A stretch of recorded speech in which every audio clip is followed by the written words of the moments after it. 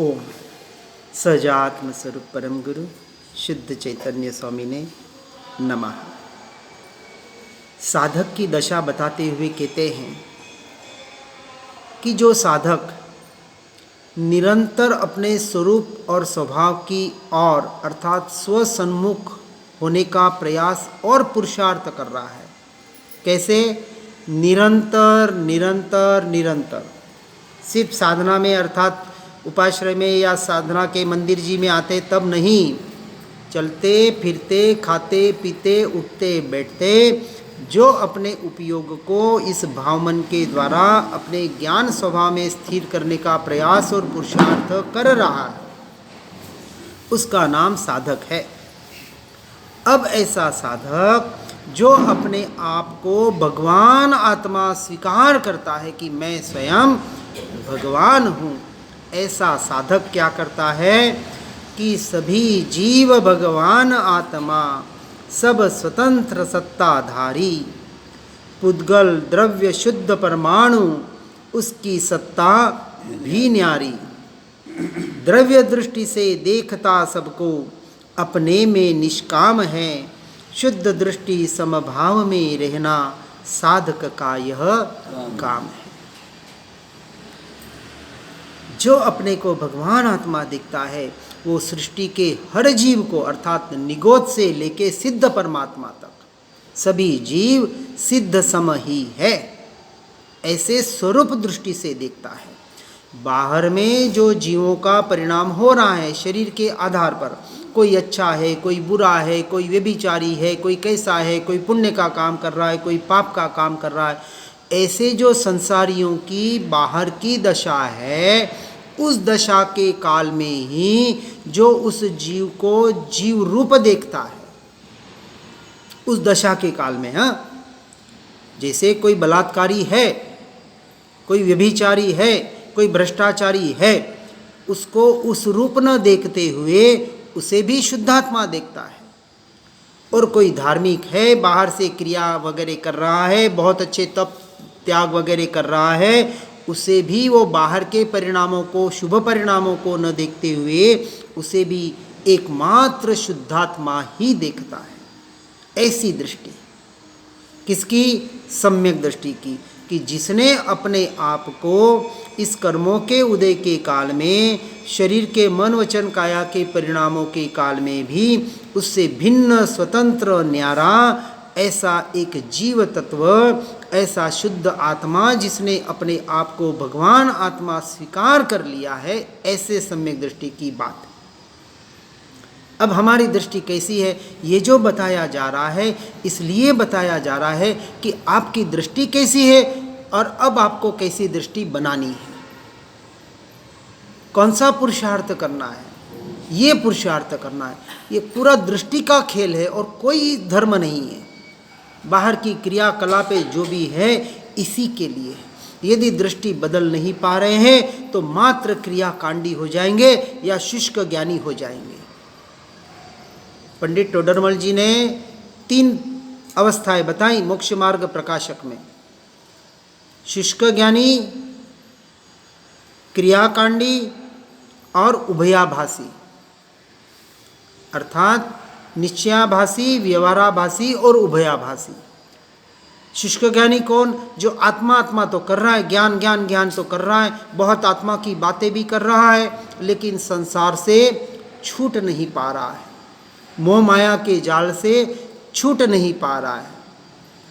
मुख से ज्ञान कथे और अंतर छुटा न मोह, वह पामर प्राणी करे मात्र ज्ञानी का द्रोह। वो ज्ञानी का द्रोह कर रहा है, आत्मा आत्मा की बात कर रहा है और भीतर से मोह माया से छूट नहीं पा रहा है, ये शुष्क ज्ञानी। निश्चयाभासी और एक ऐसा है जो क्रियाकांड, बाहर की सारी क्रियाएं कर रहा है, पूजन विधि, ये विधि, मंदिर विधि, जप तप व्रत उपवास आदि आदि, शरीर को कष्ट देना सब कुछ कर रहा है, लेकिन आत्मा पर, अपने स्वरूप पर, अपने स्वभाव पर जिसका उपयोग नहीं है, लक्ष्य नहीं है, ऐसा व्यवहाराभासी। और तीसरी दशा बताई उभयाभासी, अर्थात जो कहता है कि व्यवहार से भी धर्म होगा और निश्चय से भी धर्म होगा, दोनों की जरूरत है। तो समझना इस बात को, अब इस स्टेज को, उभयाभासी को बराबर समझना। व्यवहार और निश्चय का समन्वय कैसे करना?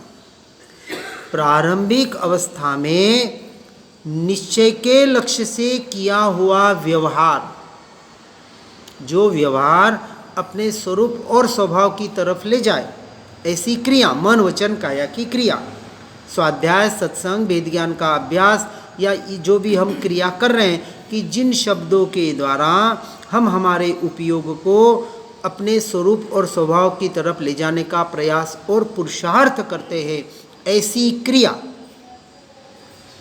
तो मन वचन काया की क्रिया हुई। तो मन वचन काया की जो क्रिया है, ऐसा जो व्यवहार है, जो शुद्ध व्यवहार है, जो निश्चय से के लक्ष्य से है, उसे कहा व्यवहार, अन्यथा व्यवहाराभास। ये हुई प्रारंभिक अवस्था। अब जो जीव आगे बढ़ रहा है कि ऐसे दोनों का समन्वय करके अंत में जो सम्यक एकांत की ओर जाता है, कि जब अपने स्वरूप और स्वभाव में जाता है और उस वक्त उसका ये बाहर का ये शुद्ध व्यवहार भी सहज ही छूट जाता है, छोड़ना नहीं पड़ता, उसे छोड़ने की चेष्टा नहीं करता है, वो सहज ही छूट जाता है। यानी अशुभ से तो छूटता ही है और शुभ भावों से, शुभ क्रिया से भी छूटकर एकमात्र अपने शुद्ध स्वभाव का जो आश्रय लेके उसी में अनंत काल के लिए स्थिर होने का, लीन होने का जो प्रयास और पुरुषार्थ करता है, ऐसे सम्यक एकांत, अब उसे व्यवहार की भी जरूरत नहीं है। इसलिए मान्यता में क्या होना चाहिए कि ये व्यवहार भी अंत तक करने योग्य नहीं है, अपेक्षा से हेय है, छोड़ने योग्य ही है, ऐसे मान्यता में होता है। व्यवहार बाहर से करेगा वो, लेकिन श्रद्धा में क्या होगा? यह व्यवहार भी छोड़ने योग्य है। उपादेय तो एकमात्र मेरा निज शुद्ध आत्मा, तो त्रिकाल ध्रुव तत्व है, जो अभेद, अखंड, एक रूप, ऐसा त्रिकाल तत्व वही एकमात्र उपादेय है। ऐसे श्रद्धान में जिसने टंकोत्कीर्ण निर्णय कर लिया, नहीं तो फिर व्यवहार व्यवहार व्यवहार नहीं, व्यवहार भी तो करना पड़ता है, बिना व्यवहार कैसे काम चलेगा? व्यवहार करेगा वो, अपने अवस्था के अनुरूप नियम से व्यवहार होगा, देवगुरु शास्त्र का यथारूप विनय व्यवहार होगा, संसार में भी उसका उस अपेक्षा से व्यवहार चलेगा, सब कुछ चलेगा अपने गुणस्थानक के अनुसार। तो देखना, चौथे में अविरत सम्यक दृष्टि का बाहर का व्यवहार ज़्यादा होगा और भीतर का व्यवहार कम होगा। पांचवें गुण स्थानक में बाहर के व्यवहार से छूटते छूटते भीतर का व्यवहार बढ़ते जाएगा और अपनी आत्मा की शुद्धि की वृद्धि होती जाएगी। यहाँ 3 प्रकार के उपयोग कहते हैं। उपयोग सिर्फ और सिर्फ निश्चय से सम्यक दर्शन प्राप्त किए हुए सम्यक दृष्टि को ही होता है। 2 प्रकार का उपयोग, शुभोपयोग और शुद्धोपयोग। सम्यक दर्शन के पहले का जो भी उपयोग है वो वास्तविक उसे योग कहा, शुभ योग और अशुभ योग। अशुभ योग यानी मन वचन काया की जो क्रिया संसार की ओर जा रही है उसे कहा अशुभ योग। मन योग, वचन योग और काय योग, ये पुद्गल की क्रिया। क्योंकि अभी जब तक आत्मा का निर्णय नहीं है तब तक हम मन वचन काया के योगों के द्वारा उस उपयोग में जाने का प्रयास कर रहे हैं।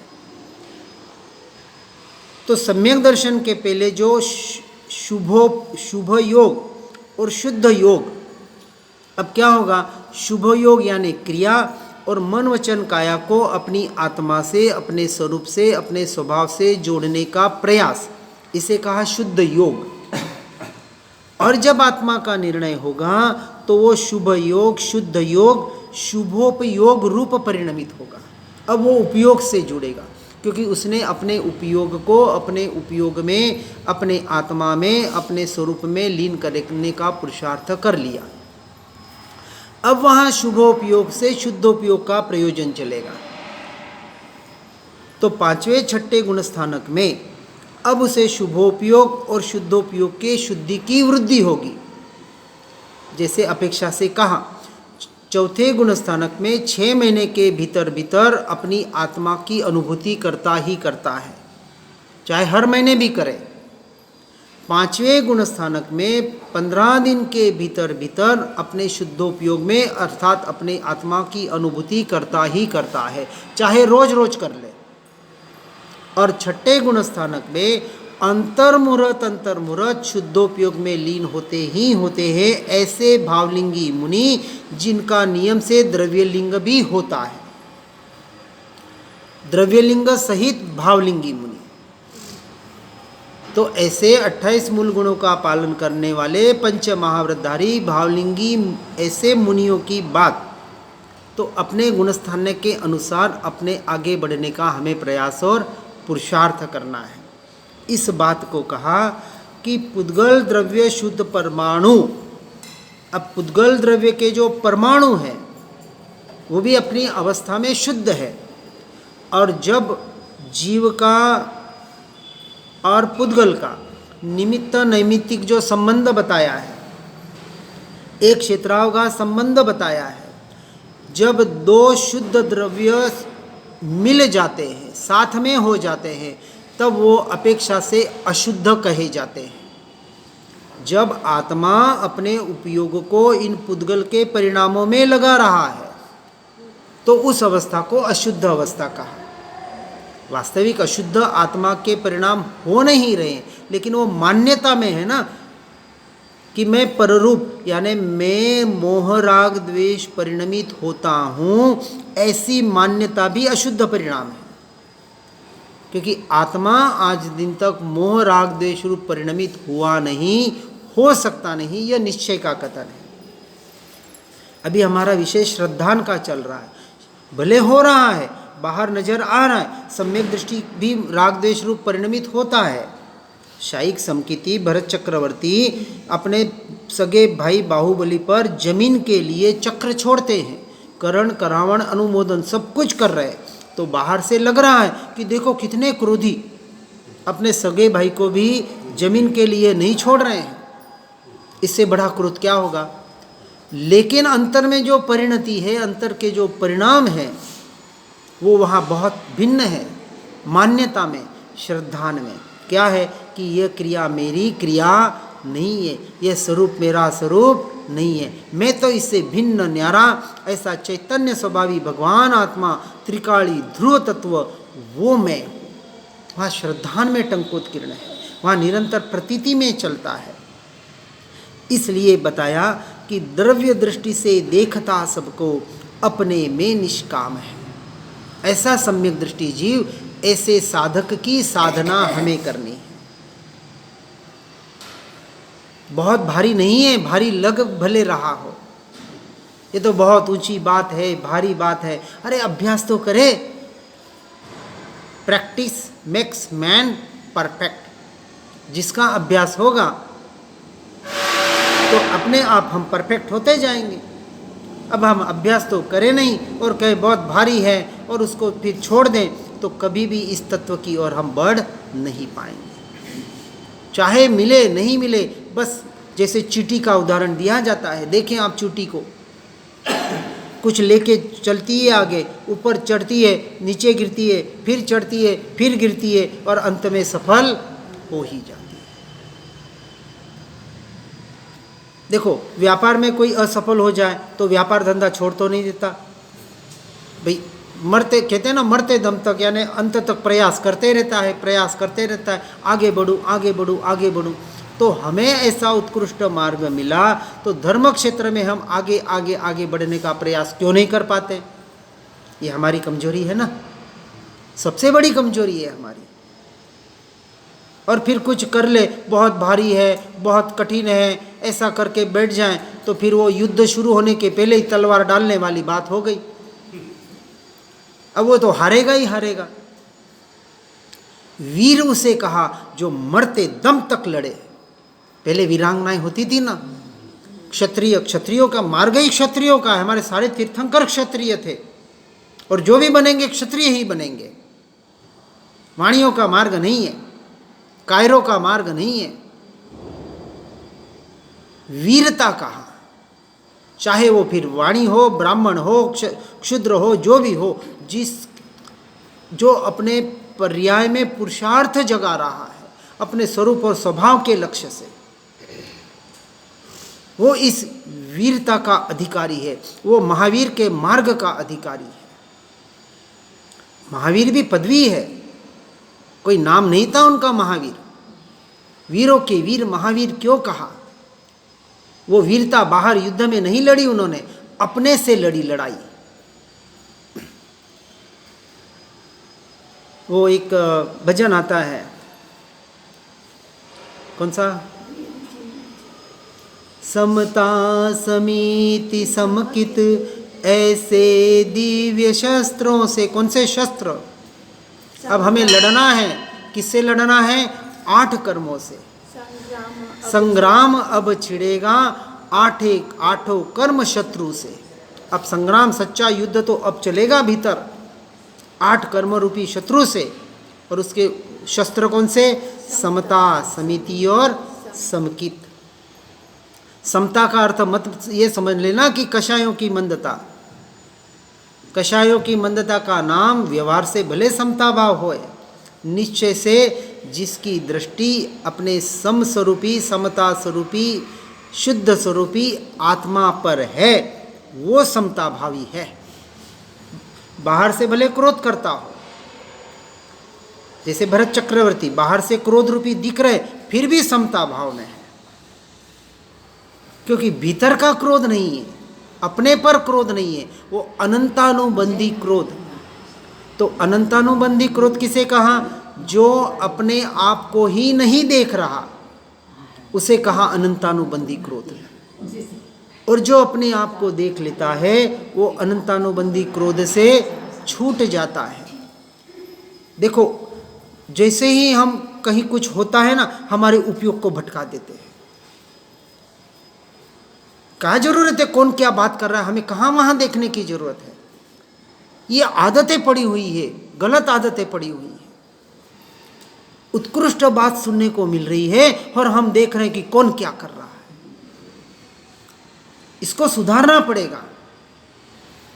आंख बंद कर दीजिए यदि दृष्टि इधर उधर घूम रही है तो,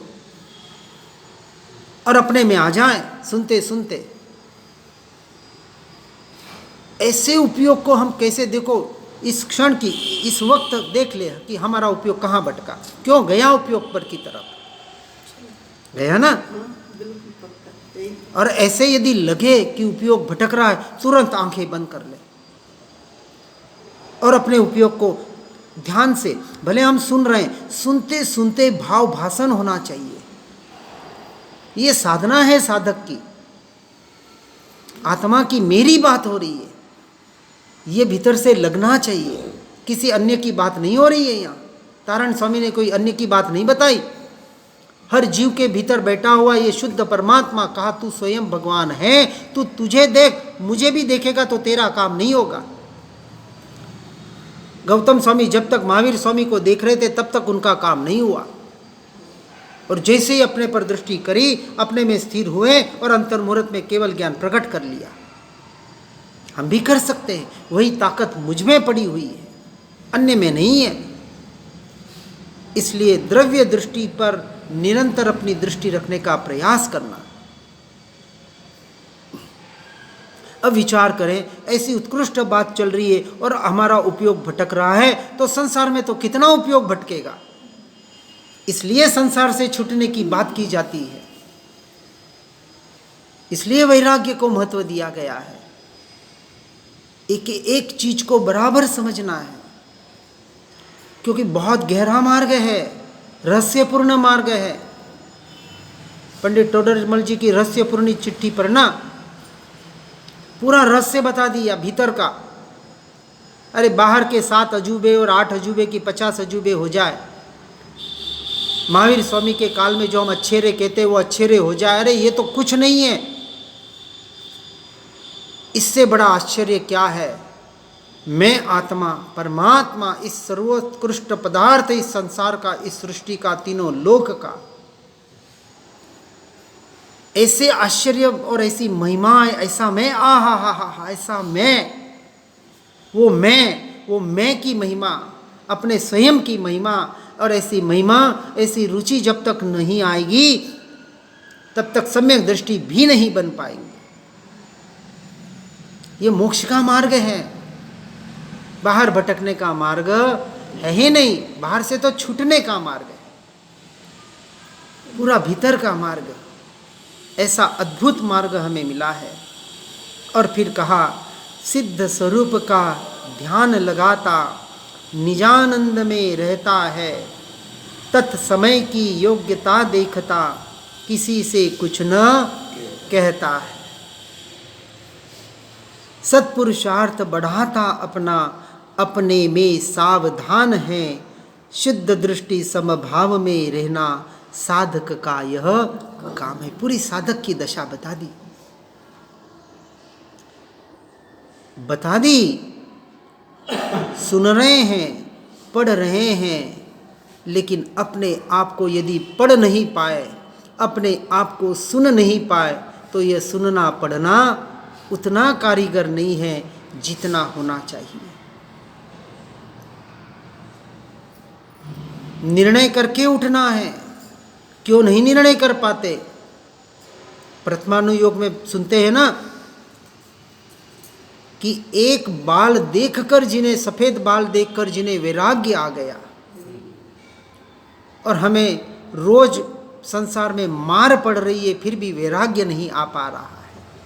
पूरे के पूरे बाल सफेद हो जाते हैं फिर भी वैराग्य नहीं आ पाता है। अरे संसार से छूटने का लक्ष्य तो बनाओ, भले नहीं छूट पा रहे कोई बात नहीं, लेकिन मुझे छूटना है ऐसा भाव तो करो। ये संसार रहने जैसा है ही नहीं, एक समय भी रहने जैसा नहीं है, ऐसा भाव तो करो। भाव करेंगे तो अभिवृद्धि होगी। अब हम भाव ही नहीं करें, क्या करें? संसार में तो रहना पड़ता है, नहीं जाएंगे, किसी के मौत मरकत में नहीं जाएंगे तो उसकी अर्थी नहीं उठेगी, बराबर ना? किसी के शादी विवाह में नहीं जाएंगे तो बेचारे की शादी रुक जाएगी, रुकेगी ना? आपके नहीं जाने से रुक जाएगी किसी की शादी? या आपके कोई अर्थी में और आपके शादी विवाह में कोई नहीं आएगा तो आपके शादी विवाह, आपकी अर्थी पड़ी रह जाएगी क्या? विचार तो करें, कुछ नहीं होने वाला है, आपके एक जाने से कोई फर्क नहीं पड़ने वाला है। और आप न जाएं और वो आपसे संबंध तोड़ दे तो समझना महापुण्य का उदय हुआ, एक संबंध टूटा। वास्तविक ये पुरुषार्थ करना पड़ेगा। अब किससे संबंध रखने की तोड़ने, अरे तोड़ने की दशा आ गई और हम बढ़ाए जा रहे हैं, संसार को ही बढ़ा रहे हैं और यहाँ बातें आत्मा की सुन रहे हैं। हम कहते हैं हम तारणपंथी, तारने और तिरने का मार्ग है और खुद को संसार में ढकेले जा रहे हैं, उस नरक में और निगोद में ढकेले जा रहे हैं। कैसे हमें हुए हम तारणपंथी? विचार करें भीतर से। तारने तिरने का मार्ग गिरने गिराने का मार्ग नहीं है, और संसार तो गिरने गिराने का मार्ग है। तो साधक की दशा को हमें पैदा करना पड़ेगा, स्वयं से स्वयं में पैदा करने पड़ेगा। ये क्रिएशन है, ये साधना है। लेकिन कहीं न कहीं सुनते हैं, पढ़ते हैं, तब तो ऐसा बहुत लगता है, लेकिन जैसे ही वो कहते हैं ना, वो भूत बाहर बैठा है दरवाजे के बाहर, अंदर आए थे ना, वो भूत दरवाजे पे लटक गया था, संसार का भूत, कि अब बाहर आते ही अब वापस पकड़ना है मुझे तुझे। जैसे ही दरवाजे से बाहर निकले वो भूत आके टपक गया, वापस पकड़ लेगा आपको। इसलिए बाहर जाने के बाद सावधानी रखनी है, यहाँ कोई सावधानी नहीं रखे कोई बात नहीं। जब हम संसार में प्रवेश करेंगे यहाँ से निकल कर चैत्यालय जी से अब जाएंगे, संसार में तो जाना ही है, क्या करे, जाना पड़ता है, ठीक है जाना पड़ता है तो जा, हम उसका निषेध नहीं कर रहे हैं, लेकिन अब वहाँ रह के वास्तविक सावधान रहना है। सच्ची सावधानी तो वहाँ रखनी है कि संसार में हम कहीं फिसल न जाए, और फिसल जाए तो तुरंत वहाँ से उठकर वापस अपने में कैसे आ जाए। इसी का नाम भेद ज्ञान है, इसी का नाम भेद ज्ञान है, इसी का नाम तत्व का निर्णय है। निर्णय करना पड़ेगा, नहीं तो ऐसा सर्वोत्कृष्ट मनुष्य भव यूं के यूं निष्फल चला जाएगा। इस मनुष्य भव की इस जो मार्ग हमें मिला है, ऐसा जो पथ मिला है, इस पथ पर, इससे विशाल पथ पर आगे बढ़कर अपने जीवन को सार्थक करने का प्रयास और पुरुषार्थ करना ही पड़ेगा। इसके अलावा और कोई मार्ग नहीं है, और कोई दूसरा उपाय नहीं है।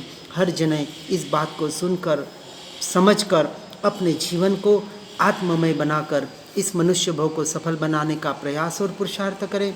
इस भावना के साथ ओम नमः सिद्धम। आत्म ही है देव निरंजन, आत्म ही सद्गुरु भाई। आत्मशास्त्र धर्म आत्म ही तीर्थ, आत्म ही सुखदाई। आत्म मन नहीं है रत्नात्रय, पूरित अवगाहन सुखधाम। ऐसे देव शास्त्र सद्गुरु को, धर्म तीर्थ को सतत प्रणाम।